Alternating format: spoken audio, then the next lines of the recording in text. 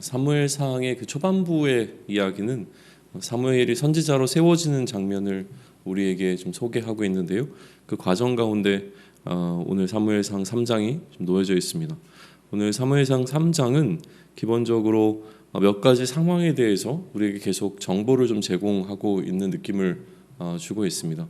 첫 번째는 그 시대적 상황에 대한 이야기를 먼저 해주고 있는데요. 1절을 보시면 아이 사무엘이 엘리 앞에서 여호와를 섬길 때라고 하면서 그 시대가 어떠했는가라는 설명을 지금 해주는데, 그 시대는 여호와의 말씀이 희귀하였고 이상이 흔히 보이지 않았더라라고 이야기를 합니다. 하나님의 말씀이 이상이나 꿈이나 환상을 통하여서 좀 그 커뮤니케이션 되어진다라고 하는 사실은 이미 잘 알려져 있는 상황인데, 이상이 흔히 보이지 않았다는 것은 하나님의 말씀이 희귀한 시기라고 하는 것을 좀 보충해주고 있는 것이죠. 그러니까 그 시대, 지금 사무엘이 엘리 앞에서 양육받아 자라고 있던 그때에는 하나님의 말씀이 희귀해져 버린 시대였다라고 하는 시대 상황에 대해서 일단 언급하면서 오늘 사무엘상 3장을 시작하고 있는 부분을 좀 주목해서 보시면 좋겠습니다.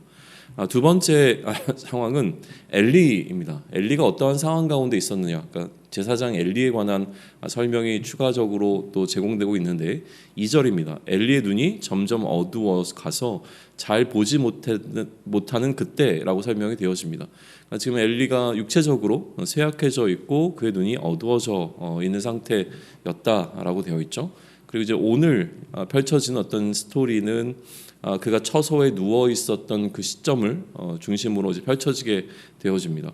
3절에는 사무엘이 그때 어떠한 위치에 있었는가라고 하는 설명을 해주고 있는데, 하나님의 등불이 아직 꺼지지 아니하였다라고 하는 3절의 기록은 아직 날이 밝지 않았다라고 하는 것을 의미한다라고 보통 해석이 되어지고요.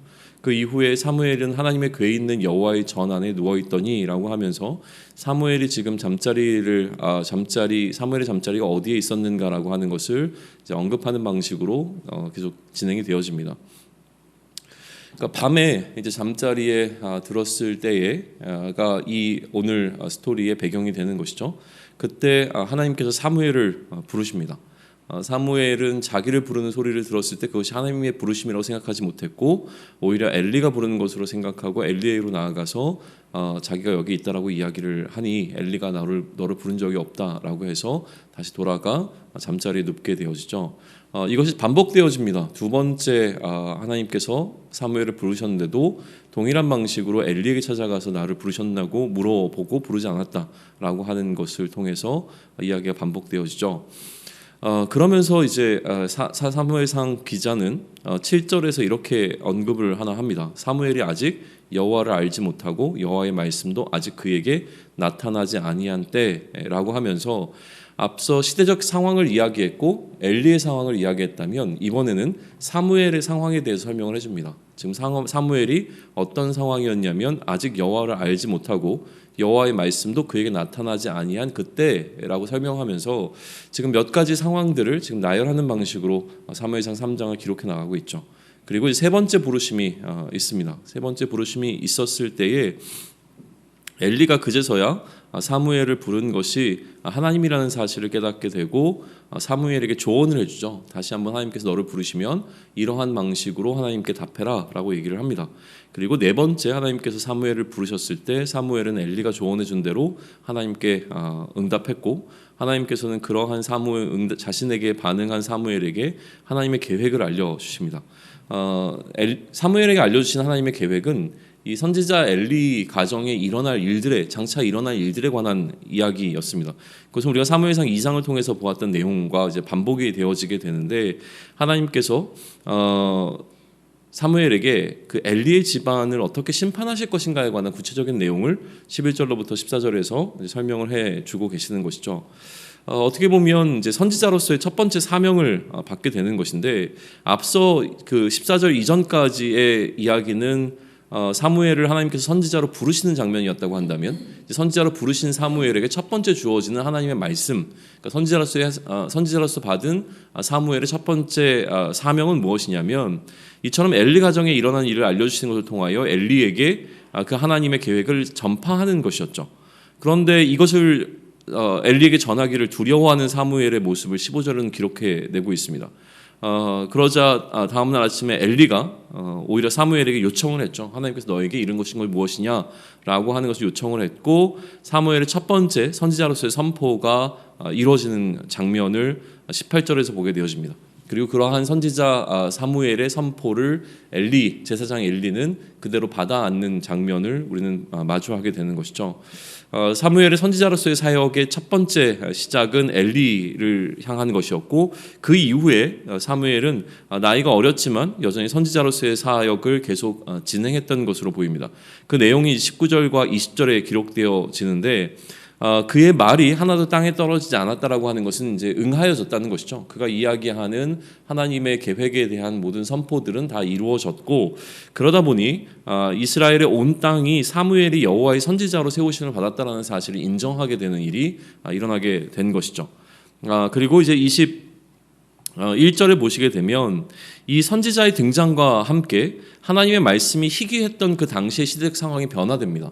왜냐하면 하나님의 말씀이 희귀했지만 이젠 선지자가 세워지고, 그 선지자 사무엘을 통해서 하나님의 말씀이 그들 가운데 임하게 된다라고 하는 상황의 변화를 나타내 주신 것을 통해서 사무엘상 3장은 마무리가 좀 되어집니다.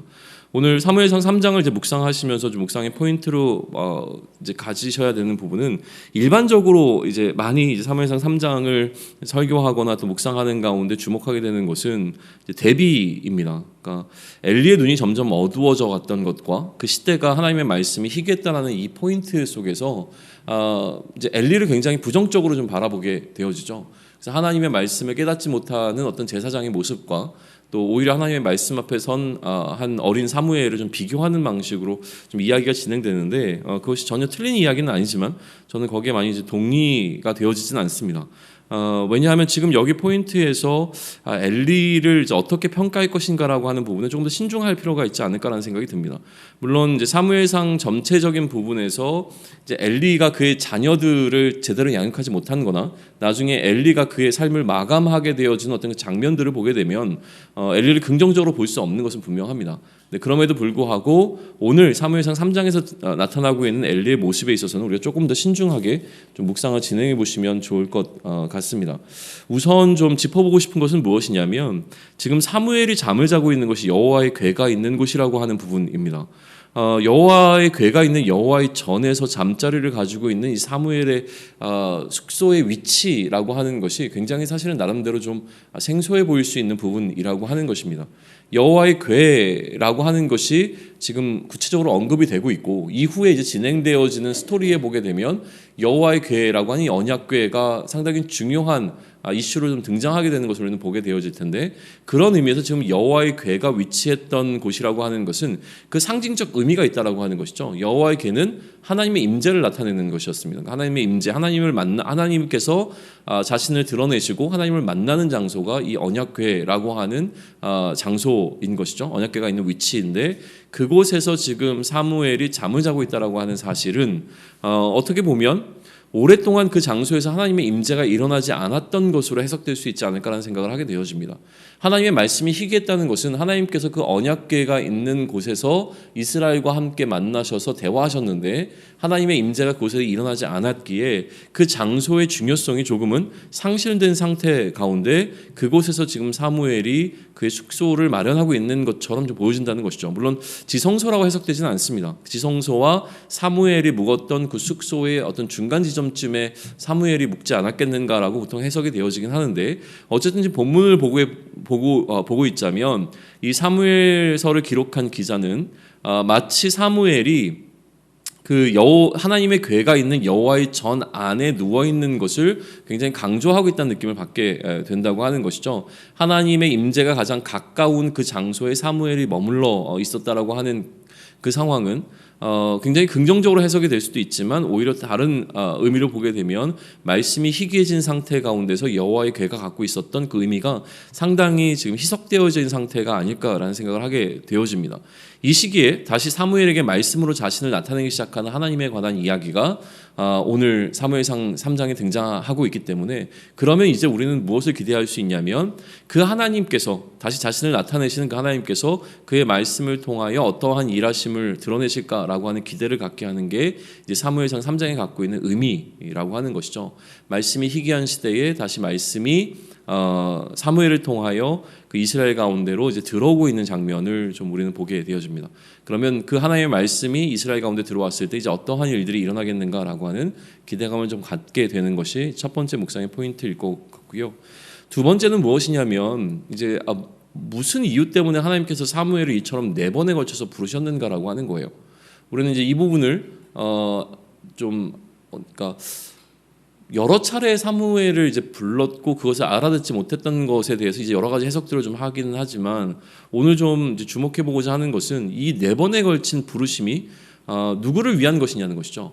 사무엘을 위해서 하나님께서 4번에 걸쳐서 그를 부르셨다라고 하기엔 하나님이 조금 더 무능해 보인다라고 하는 거예요. 하나님께서 그의 나타내심을 그가 이제 부르셨을 때 이전에 선지자들을 세우시거나 아니면 이스라엘 리더십을 세우셨을 때 이처럼 여러 차례에 걸쳐서 부르신 적은 없었다라고 하는 것이죠. 그런데 오늘 이처럼 여러 차례 사무엘을 부르시는 장면을 통해서 사무엘에게 이제 하나님 되심을 나타내시는 이 장면은 사무엘을 위한 것이라기보다는 오히려 엘리를 위한 것이 아닐까라는 생각을 더 갖게 한다라고 하는 거예요. 사무엘을 하나님께서 부르신다는 것은 그러니까 하나님께서 사무엘을 부르신다라고 하는 것을 엘리에게 나타나기를 원하셨다는 것이죠. 그러니까 엘리가 그것이 하나님의 음성이라고 하는 것을 깨달을 때까지 하나님은 사무엘을 부르셨다라는 것으로도 좀 해석될 수 있지 않을까라는 생각을 좀 갖게 되는 거예요. 그러면 만약에 이 사무엘을 4차례에 걸쳐서 부르시는 이 번거로운 과정이 사무엘을 위한 것이 아니라 엘리를 위한 것이라고 만약에 해석을 한다면 그러면 이제 우리가 주목해서 보게 되는 것은 하나님의 말씀에 대한 엘리의 태도입니다. 눈이 어두운 상태의 어떤 무능한 엘리로 해석되어지기보다는 오히려 오늘 3장 속에서는 하나님께 순종하고 있는 한 아버지의 모습을 우리는 보게 된다라고 하는 것이에요. 이미 사무엘서 2장에서 이 엘리는 자신의 아들들의 죽음에 대한 하나님의 계획을 알고 있었습니다. 그리고 오늘 18절에 보게 되어지면 그 사무엘을 통해서 자신의 아들들과 자신의 가문에 대한 어떤 하나님의 계획을 듣게 되어진 이 엘리라고 하는 한 집의 가장이 그 하나님의 말씀을 향하여서 어떠한 태도를 보이고 있는가라고 하는 것을 명확하게 드러내주고 있는 것이죠. 18절 다시 한번 보시죠. 사무엘이 그것을 그에게 자세히 말하고 조금도 숨기지 아니하니 그가 이르되 이는 여호와이시니 선하신 대로 하실 것이라 하니라 라고 되어 있습니다. 하나님의 말씀 앞에 온전히 순종하고 있는 엘리의 모습을 지금 드러내주고 있다라고 하는 거예요. 어떻게 보면 굉장히 가혹한 하나님입니다. 그러나 그 하나님의 말씀은 땅에 떨어지지 아니하였다는 것이 강조되고 있고 그 하나님의 말씀이 땅에 떨어지지 아니한 첫 번째 선포는 엘리를 향한 것이었다는 것이죠. 사무엘의 선포가 가장 처음 이루어진 것은 엘리라고 하는 제사장을 향해서 이루어진 선포였고 그것이 엘리였기 때문에 어떻게 보면 사무엘의 첫 번째 하나님의 선지자로서의 사역은 땅에 떨어지지 않은 사역이 되었다라고 하는 측면에서 본다면 오히려 하나님의 말씀에 대한 엘리의 순종이라고 하는 부분을 우리는 좀 더 주목해서 볼 수 있지 않을까라는 생각을 좀 갖게 되어지는 거예요.